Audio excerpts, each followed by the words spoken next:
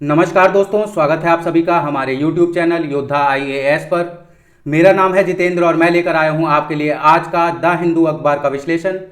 आज दिन है सोमवार और डेट है सितंबर 25, 2023। तो बिना ज़्यादा देरी करे शुरू करते हैं अपना आज का द हिंदू अखबार का विश्लेषण। न्यूज़पेपर का एनालिसिस स्टार्ट करने से पहले हम देख लेते हैं कि कौन कौन सी खबर हम कवर करने जा रहे हैं और वो हमारे यूपीएससी सिलेबस से किस सेक्शन से रिलेटेड होगी। तो Aadhaar unreliable in hot humid India rating agency, ये आधार से न्यूज़ होने जा रही है GS2 के अंदर से। Team from Telangana visits Buddhist caves in Sri Lanka, ये हमारा GS1 से होने जा रहा है। पॉलिटिसाइजिंग एक्सचेंजेस, ये इंडिया चाइना रिलेशन से होने जा रहा है GS2 के अंदर से। Multiple entry exit option in higher studies में not suit India house panel, ये हमारा GS2 और 3 के अंदर से होने जा रहा है। Danish Ali seeks inquiry by speaker into baseless charges by BJP leader, ये हमारा GS2 के अंदर से होने जा रहा है। Refugees leave as Azerbaijan takes control of Karabakh, ये हमारा GS2 के अंदर से होने जा रहा है। न्यूज़पेपर एनालिसिस स्टार्ट करने से पहले मैं आप सबसे आग्रह करता हूं कि कृपया हमारे चैनल को लाइक, शेयर और सब्सक्राइब करें। साथ ही साथ बेल आइकन को भी प्रेस करें ताकि आप आगे के वीडियोस के नोटिफिकेशन अपने डिवाइसेस पर पा सकें। अब शुरू करते हैं पहली खबर के साथ। Aadhaar unreliable in hot humid India says rating agency, पहली खबर हमारी आधार से होने जा रही है, आधार रिलेटेड न्यूज़ है, तो हम शुरू करते हैं इसे। तो मूडी जो कि एक इन्वेस्टर सर्विस एजेंसी है, मूडी के द्वारा decentralised finance and digital asset report पेश की गई शनिवार को। इस रिपोर्ट के अंदर भारत में चल रहे आधार को माना गया कि ये विश्व का सबसे बड़ा डिजिटल आईडी प्रोग्राम है। साथ ही साथ माना गया कि ये करीबन 1.2 बिलियन लोगों को, जो कि करीबन 120 करोड़ लोग हैं, इन्हें इंडियन रेजिडेंट्स को यूनिक नंबर प्रोवाइड कराता है। तो ये तो तारीफ से था, इसके बाद ये कुछ फ्लॉज भी बताता है, कुछ गलतियां भी बताता है जो आधार कार्ड में अंदर होती है।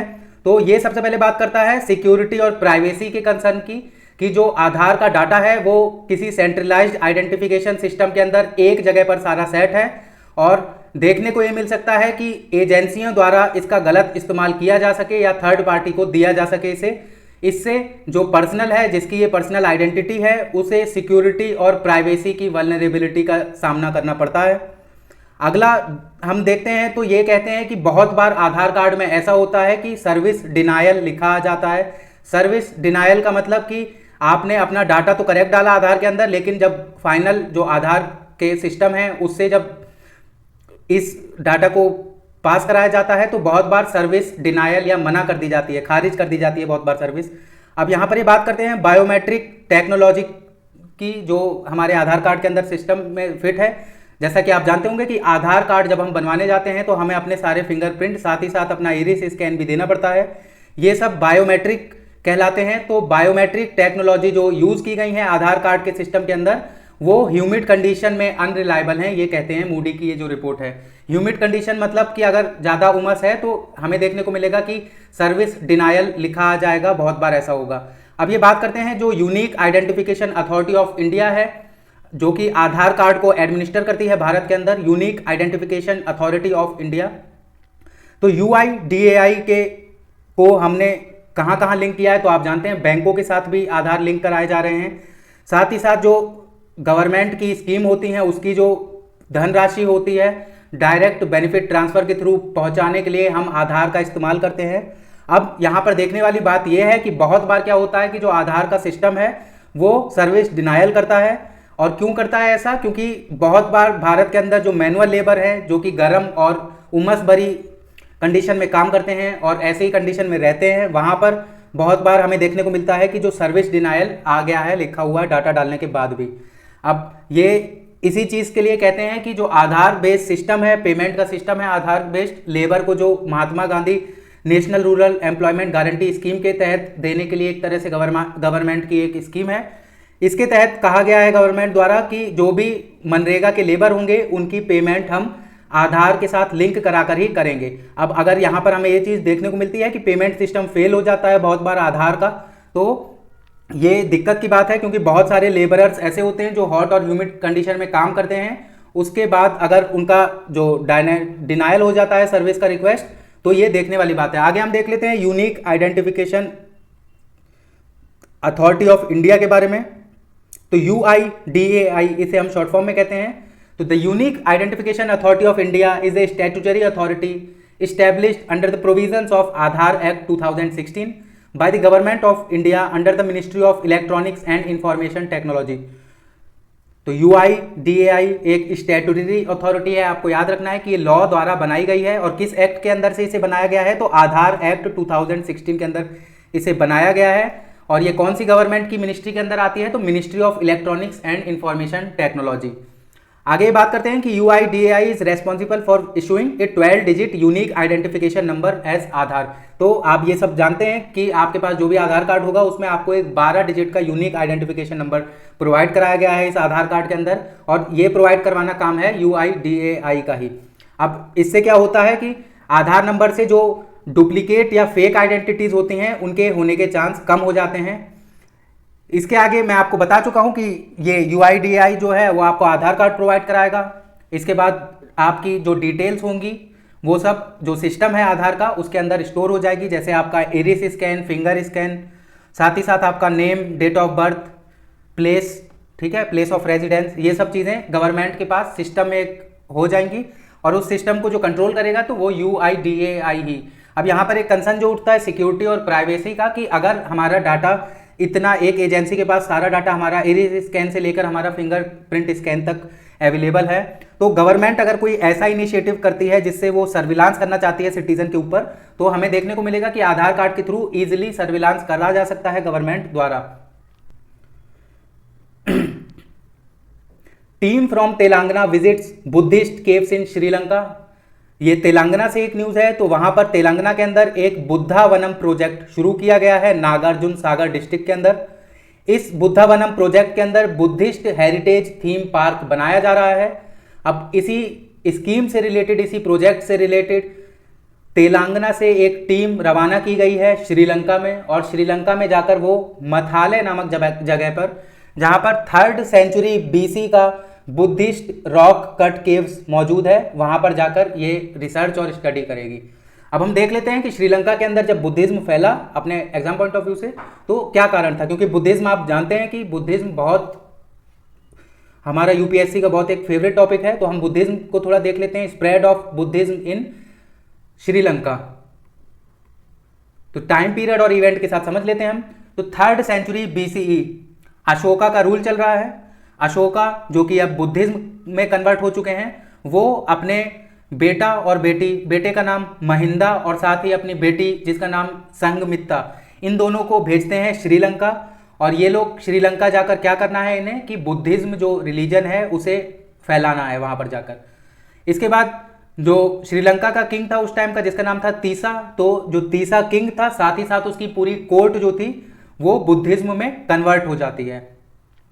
बहुत सारी सदियों के बाद क्या देखने को मिलता है कि जो बुद्धिज्म है वो श्रीलंका के अंदर फ्लॉरिश कर रहा है। हमें देखने को मिलता है कि बहुत सारे टेक्स्ट लिखे जा रहे हैं श्रीलंका के अंदर बुद्धिज्म से रिलेटेड, जैसे कि पाली कैनन जिसे हम कहते हैं, ये बुद्धिस्ट एक स्क्रिप्चर है, ये श्रीलंका में ही लिखा गया है, जिसे हम कहते हैं पाली कैनन, आपको याद रखना है। इसके बाद 6वीं सेंचुरी AD से क्या देखने को मिलता है कि जो श्रीलंका है उसके अंदर पॉलिटिकल इनस्टेबिलिटी आ जाती है, और साथ ही साथ जो तमिल राज्य है, तो तमिल से श्रीलंका के ऊपर हमले किए जाने लगते हैं, इन्वेजन्स होता है श्रीलंका के ऊपर, और यहाँ से जो बुद्धिज्म है श्रीलंका के अंदर वो गिरना शुरू कर देता है। इसके बाद यूरोपियन कॉलोनाइजेशन होता है श्रीलंका के ऊपर। सबसे पहले पोर्टुगीज पहुंचते हैं श्रीलंका और वो श्रीलंका पर कब्जा करते हैं। उसके बाद डच पहुंचते हैं और उसके बाद ब्रिटिश पहुंचते हैं। इससे क्या होता है कि जो बुद्धिज्म था श्रीलंका में वो धीरे धीरे गिरने लगता है, क्रिश्चियन मिशनरीज पहुंच जाते हैं। उसके बाद 19वीं सदी की जब बात करेंगे तो दोबारा से श्रीलंका के अंदर देखने को मिला कि जो बुद्धिज्म एजुकेशन है, बुद्धिस्ट एजुकेशन है, वो दोबारा से प्रमोट करना शुरू हो जाता है। और आज की हम बात करेंगे तो आज करीबन 70% सिटीजन जो हैं श्रीलंका के वो थेरावादा बुद्धिस्ट कहलाते हैं। पॉलिटिसाइजिंग एक्सचेंजेस, तो आप पहले यहाँ मैप में आ जाइए मेरे साथ। तो यहाँ पर आप इंडिया का मैप देख सकते हैं और ये जो ब्लैक से मार्क है ये हमारा अरुणाचल प्रदेश है। यहाँ पर जब जूम इन करेंगे हम इसे तो तवांग, वेस्ट कामेंग, ईस्ट कामेंग, कुरुंग कुमे, ये सब डिस्ट्रिक्ट्स हैं अरुणाचल प्रदेश के अंदर। और अब ये जो न्यूज़ होने जा रही है ये एडिटोरियल सेक्शन से है, तो ये चाइना से रिलेटेड न्यूज़ होने जा रही है। तो शुरू करते हैं इसे।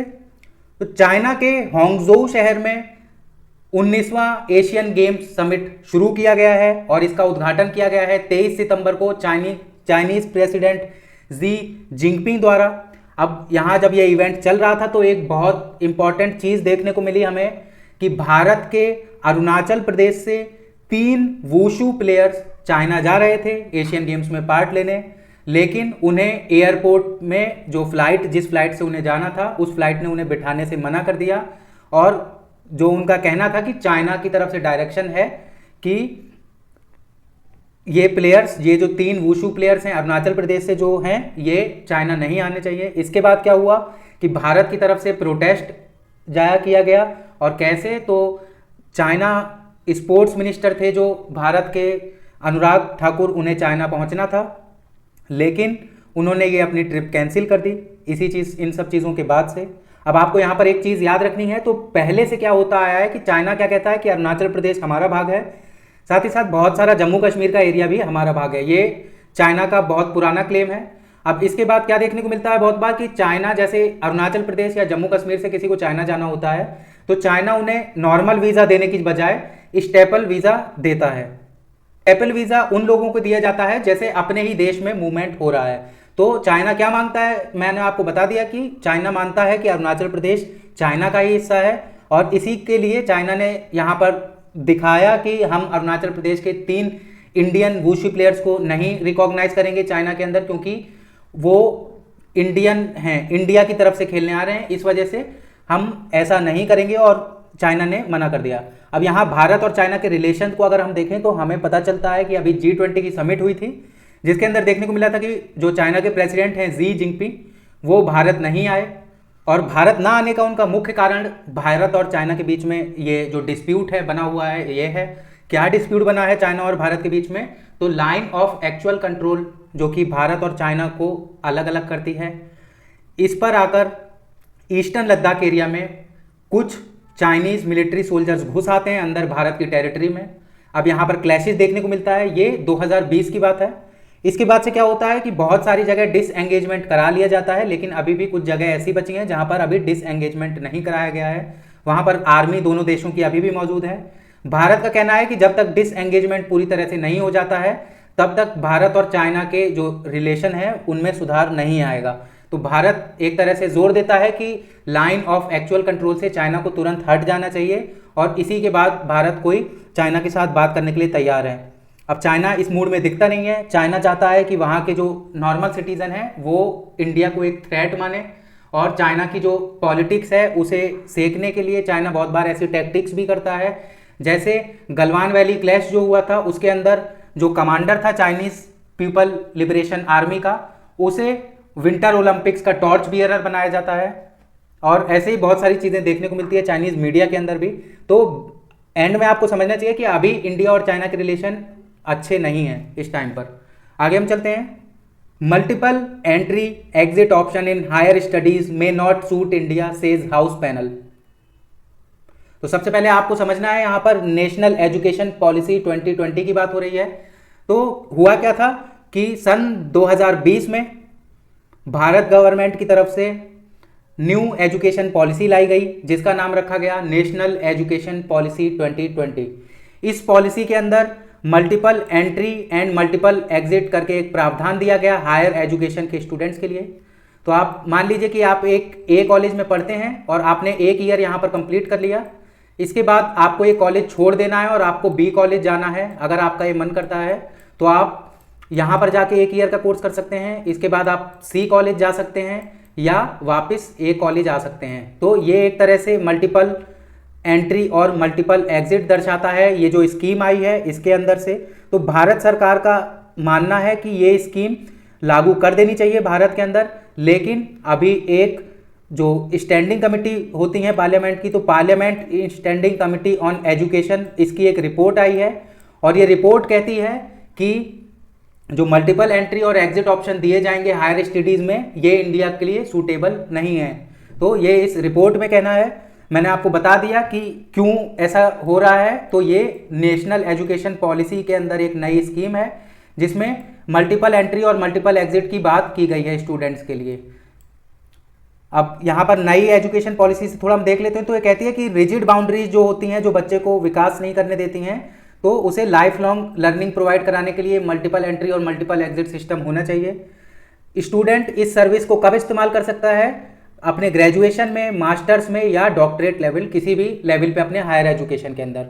इसके साथ मैं आपको बता दूं तो क्या होगा कि आपने जैसे ए कॉलेज में पढ़ाई की और बी कॉलेज में पढ़ाई की और सी में भी की, तीनों कॉलेज में आपने पढ़ाई की, आपका ये डाटा एक जगह इकट्ठा होगा और इसे हम कहेंगे एकेडमिक क्रेडिट। तो हर बच्चे का एक एकेडमिक क्रेडिट दिया जाएगा उसे। यहाँ पर आप देख सकते हैं एकेडमिक क्रेडिट हर बच्चे को दिया जाएगा, जो कि डिजिटली स्टोर होगा मिनिस्ट्री के साथ, एजुकेशन मिनिस्ट्री के साथ डिजिटली स्टोर होगा। और यहाँ पर कोई भी यूनिवर्सिटी आकर, कोई भी कॉलेज आकर आपका एकेडमिक क्रेडिट देख सकती है और आपका जो भी उसका लेवल होगा, जो भी क्रेडिट का लेवल होगा, उस हिसाब से आपको आगे की जो भी चांसेस होगी आपकी लाइफ में वो आपको मिल सकती है। तो ये न्यू एजुकेशन पॉलिसी जो भारत के अंदर लागू की गई है उसके अंदर से एक स्कीम है। और न्यूज़ क्या है? न्यूज़ मैंने आपको बता दिया कि जो parliamentary standing committee on education है उसका कहना है कि ये भारत के अंदर फीजेबल नहीं है ये स्कीम। इसके बाद आपको एक और चीज़ देख लेनी है कि जो केरला है, तो केरला अपने यहाँ इस स्कीम को लागू नहीं करने जा रहा है। तो आपको एक चीज़ याद रखनी है कि 7th शेड्यूल जो है हमारे कॉन्स्टिट्यूशन का, तो उसके अंदर जो एजुकेशन है वो कॉन्करेंट लिस्ट के अंदर आता है, कॉन्करेंट लिस्ट के अंदर। आगे हम चलते हैं। Danish Ali seeks inquiry by speaker into baseless charges by BJP leader. क्या न्यूज़ है मैं आपको बता दूं। अभी जो पार्लियामेंट का स्पेशल सेशन बुलाया गया था, उस स्पेशल सेशन के अंदर देखने को मिला कि बीजेपी के एक मेंबर ऑफ पार्लियामेंट है भिदूरी। तो बीजेपी के जो मेंबर ऑफ पार्लियामेंट है रमेश भिदूरी, इन्होंने ये जो दूसरे मेंबर ऑफ पार्लियामेंट है दानिश अली, इन्हें एब्यूजिव वर्ड्स इस्तेमाल किए इनके खिलाफ और इन्हें ऐसी ऐसी बातें बोली जो इनके धर्म से रिलेटेड हैं। अब यहाँ पर जो न्यूज़ है, तो न्यूज़ आप समझ चुके हैं, इसी चीज़ पर डिबेट चल रही है कि ये सही बीजेपी अपने आप को डिफेंड कर रही है और जो अपोजिशन है ये बीएसपी से है। आपको याद रखना है ये चीज़ कि दानिश अली जो है ये बीएसपी से है। तो बीजेपी क्या कर रही है, ये इन्हीं पे आरोप लगा रही है कि ये प्रधानमंत्री के खिलाफ उल्टा सीधा बोल रहे थे, इस वजह से हमने ऐसे शब्दों का इस्तेमाल किया। ठीक है, तो आपको अब यहाँ पर समझ लेना है कि ये प्रिविलेज की बात है। हम अपने कॉन्स्टिट्यूशन से समझ लेते हैं। तो पॉलिटी के अंदर से इसे क्या कहते हैं? Parliamentary privileges. जो मिस्टर भदूरी ने जो गाली गलौज किया है पार्लियामेंट के अंदर, तो ये ब्रीच ऑफ पार्लियामेंट्री प्रिविलेजेस के अंदर आएगा जब इसे स्पीकर मान लेगा। तो हम देख लेते हैं पार्लियामेंट्री प्रिविलेजेस सबसे पहले क्या होते हैं, क्या क्या विशेष चीजें होती हैं जो पार्लियामेंट को मिलती हैं। तो parliamentary privileges refer to certain rights and immunities enjoyed by each house of parliament, its committee collectively and by members of each house of individual. तो ये कुछ ऐसे प्रिविलेज है जो केवल पार्लियामेंट के अंदर जो भी कमिटी होगी, जो भी मेंबर होंगे इंडिविजुअली या पूरे हाउस को एक साथ मिलेगी, संरक्षण है एक तरह से। अब इसका पर्पस क्यों है कि क्यों लाया गया है? ताकि जो भी मेंबर ऑफ पार्लियामेंट है वो आसानी से अपनी बात रख सके, या जो भी हाउस है वो आसानी से फंक्शनिंग कर सके और तुरंत उसके खिलाफ कोई फैसला या कोई केस ना कर दिया जाए, फ्रीडम ताकि उसे मिल सके अपनी बात रख पाने का, किसी भी मेंबर ऑफ पार्लियामेंट को। इसके बाद इसका लिमिटेशंस देख लेते हैं। तो ये एमपीओ को सोसाइटी के ऑब्लिगेशंस फॉलो करने, जैसे मान लीजिए कि किसी मेंबर ऑफ पार्लियामेंट ने कहीं कोई चोरी कर ली, तो ऐसा नहीं है कि ये जो पार्लियामेंट्री प्रिविलेज है ये उसे बचा लेगा। ये पार्लियामेंट्री प्रिविलेज कब एक्ट करेगा? जो पार्लियामेंट के अंदर की बात होगी उसके अंदर। अब यहाँ ब्रीच ऑफ पार्लियामेंट, यहाँ पर जो एक्टिविटी की गई है मिस्टर भिदूरी द्वारा, तो वो क्या है? ब्रीच ऑफ पार्लियामेंट कहलाएगा, breach of privileges in parliament. अब यहाँ हम देख लेते हैं क्या है। Any action casting reflection on MPs parliament और its committees could be considered a breach of privileges. इसे हम ब्रीच ऑफ प्रिविलेजेस कहेंगे। कॉन्सिक्वेंस क्या है, क्या क्या किया जा सकता है अगर ब्रीच ऑफ प्रिविलेज मान लिया गया कि हाँ ये ब्रीच ऑफ प्रिविलेज है? तो इसमें हाउस के कंटेंट का एक तरह से पनिशमेंट दिया जा सकता है, जेल भी कराई जा सकती है और साथ ही साथ सस्पेंशन या एक्सपल्शन किया जा सकता है, या नाम लेकर वार्निंग देकर छोड़ा भी जा सकता है। तो ये पार्लियामेंट्री प्रिविलेजेस हैं। कुछ प्रिविलेजेस आप समझ चुके हैं कि क्यों दिए जाते हैं पार्लियामेंट के अंदर, ताकि सारे मेंबर ऑफ पार्लियामेंट अपनी बात रख सकें बहुत फ्रीली। इसके आगे हम चलते हैं। तो refugees leave as Azerbaijan takes control of Karabakh. ये आप मैप में आ जाइए मेरे साथ। तो यहाँ पर आप देख सकते हैं टर्की है, यहाँ ईरान है। ईरान के हम नॉर्थ ईस्ट पे ऊपर की तरफ देखेंगे तो यहाँ पर आपको टर्की के साथ अर्मेनिया दिखेगा, अजरबैजान दिखेगा, यहाँ पर बाकी अजरबैजान का पार्ट दिखेगा, और ये यहाँ पर आप देख सकते हैं कारबाख आर्टसाख। तो ये इस कारबाख एरिया से बात है, ये जो हम सर्किल कर रहे हैं। तो आपको याद रखना है कि ये बहुत पुरानी डिस्प्यूट है अजरबैजान और अर्मेनिया के बीच। ठीक है, तो अजरबैजान ने क्या कर लिया है, इसने क्या किया है कि कारबाख पर कब्जा कर लिया है अब। तो इसकी वजह से जो रिफ्यूजीज हैं उन्हें अजरबैजान छोड़कर वापस जाना पड़ रहा है अर्मेनिया। ये न्यूज़ है, ये बहुत कॉन्फ्लिक्ट में बना रहता है। यूपीएससी मैप में पूछता है बहुत बार, जैसे कॉन्फ्लिक्टेड साइड जो चल रही है अजरबैजान और अर्मेनिया के बीच में, तो ये बहुत पुरानी कॉन्फ्लिक्टेड साइड है जो चल रही है। एक आपको ये चीज़ याद रख लेनी है, ये वॉर चलती रहती है इनके बॉर्डर पर। और यहाँ पर अब हमें देखने को मिला है कि जो अजरबैजान है उसने कारबाख एरिया पर कब्जा कर लिया है। अर्मेनिया कहता है कि हमारा पार्ट है और अजरबैजान कहता है कि हमारा पार्ट है। इसी चीज़ को लेकर डिस्प्यूट है इन दोनों के बीच में। आज के न्यूज़पेपर में बस इतना ही था। कैसा लगा आपको हमारा आज का द हिंदू अखबार का विश्लेषण, हमें कमेंट सेक्शन में बताइए। अगर वीडियो को लाइक नहीं किया है तो वीडियो को लाइक करिए, चैनल को सब्सक्राइब करिए और बेल आइकन को प्रेस करिए। आज के लिए बस इतना ही। अपना ख्याल रखिए, धन्यवाद।